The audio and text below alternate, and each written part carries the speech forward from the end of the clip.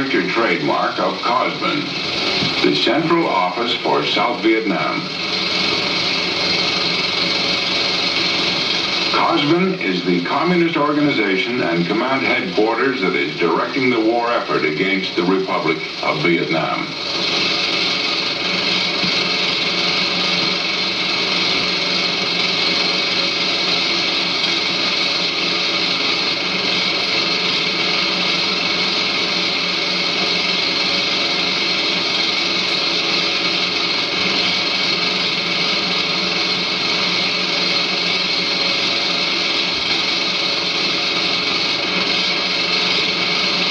The motion pictures that you're about to see were produced by the newsreel facilities of COSBAN.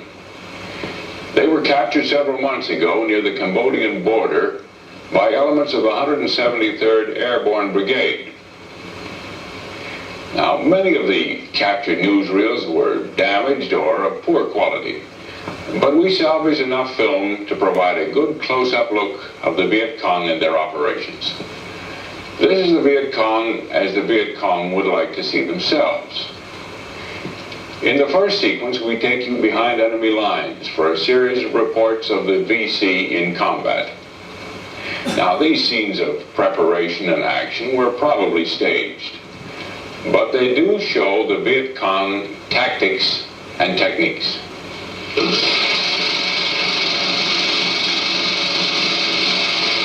Translated, this title reads, Military Operations by the 9th Viet Cong Main Force Division in retaliation for the bombings of Hanoi and Haiphong. Division members are summoned before the division political officer just prior to moving to the attack site. Squad and platoon leaders wear banners proclaiming their determination to avenge the bombings of the North. Similar pledges are printed on cards fastened to the hats of individual soldiers. Here, the division political officer presents ropes to regimental political officers as a sign of his confidence that the battle will be won and prisoners will be taken.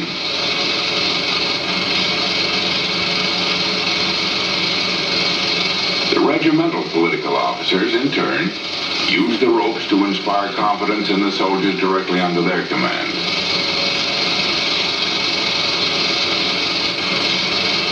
The bugler sounds the attack, and the individual platoons and companies move on foot to their respective positions.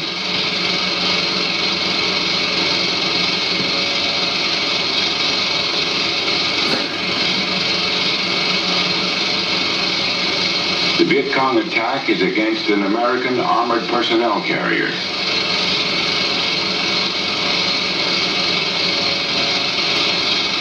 The vehicle is destroyed and several members of its crew are killed.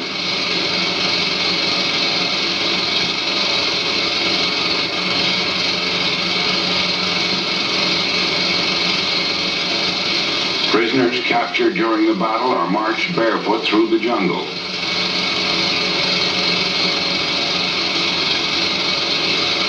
Next, we have a series of newsreel sequences on Viet Cong attacks against Allied units in South Vietnam. With Tay Nin's Black Virgin Mountains in the background, the communist guerrillas make ready. Women and children carry supplies and ammunition to designated depots.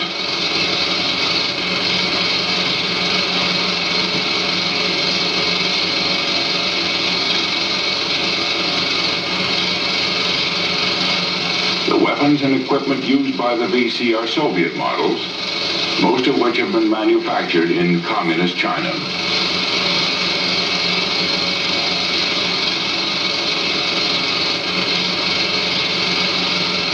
The first attack will be against a South Vietnamese outpost, manned by soldiers of the Civilian Irregular Defense Group, the CIDG.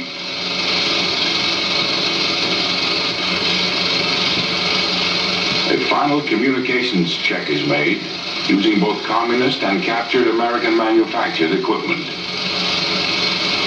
The South Vietnamese forces walk into the ambush and the Viet Cong open fire. claims the dead are both South Vietnamese and Americans. The jungle has provided the Viet Cong with a strategic sanctuary from which to strike. When the battle is ended, no weapons are left behind. Any Viet Cong who brings in an enemy weapon is decorated for his heroic deed. The captured equipment is of great importance to the communists in their guerrilla war. And this fact is emphasized strongly in these propaganda newsreels. When the weapons and ammunition have been returned to the base camp, they're logged in, stockpiled, and checked out for the next communist assault.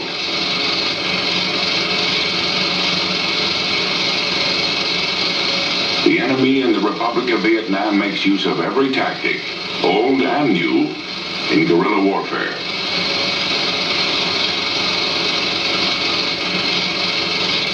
In this next sequence, the Viet Cong company commander plots an all-out attack against a small South Vietnamese hamlet.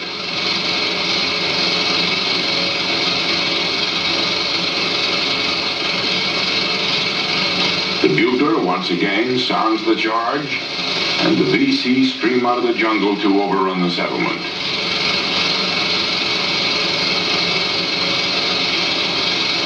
The communists have undergone grueling physical training programs to prepare themselves, emotionally and psychologically, for the harsh demands of guerrilla warfare.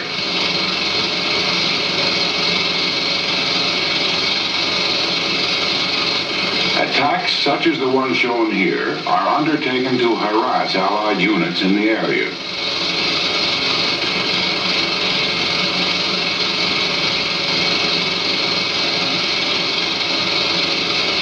Prisoners are taken, and they're identified as members of the Civilian Irregular Defense Guard and the 10th Vietnamese Government Army Division.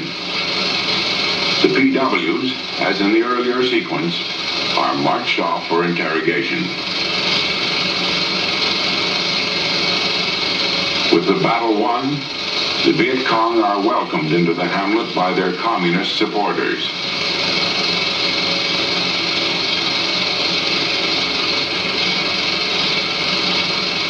And according to the original newsreel commentary, a special program is presented by the women of the settlement in tribute to their so-called liberators.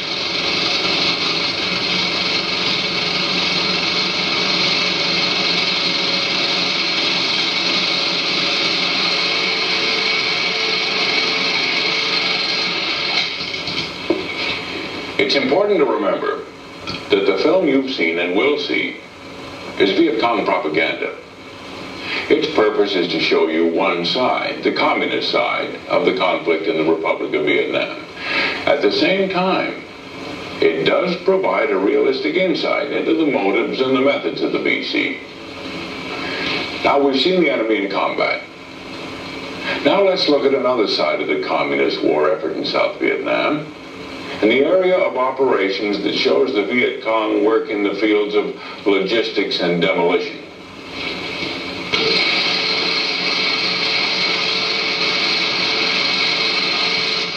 Much of the food, weapons, and equipment used by the Viet Cong is transported into tactical areas by walking the material across the countryside. Here, bags of rice are carried across a river and into the jungle.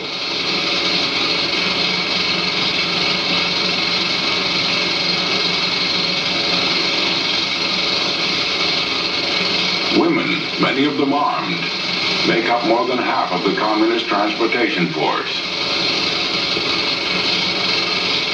Another of the primary means of transportation is by bicycle.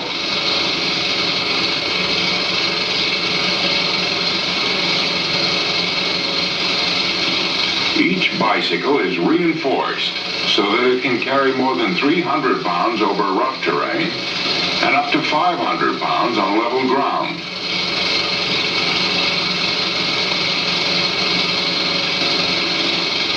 Viet Cong are equally thorough in their utilization of captured weapons and equipment.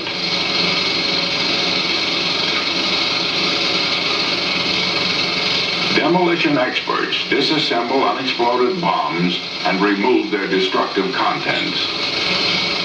Blacksmiths then use the metal to make grenade casings and gun barrels.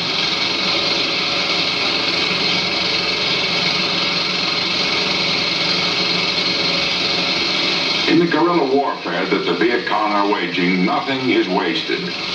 Everything is utilized.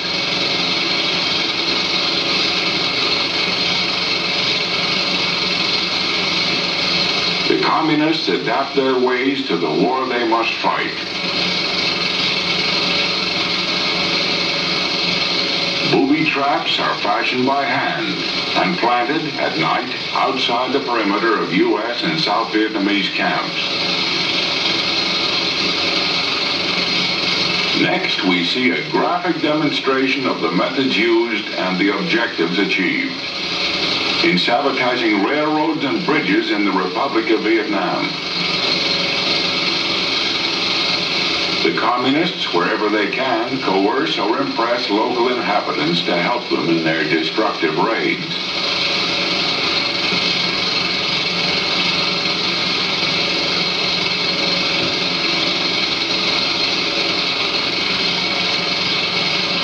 A government train that has been derailed is grim witness to the effectiveness of the VC tactics.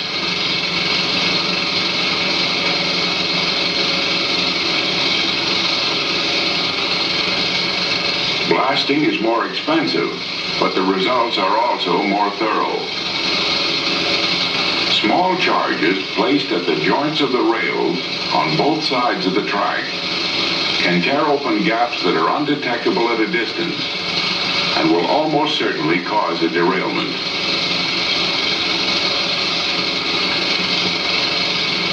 Here, with the aid of a model bridge, a Viet Cong instructor briefs a communist guerrilla before sending him out with the demolition team.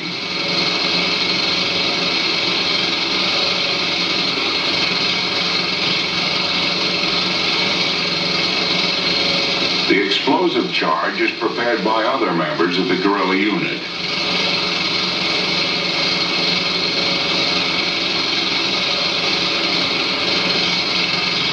The VC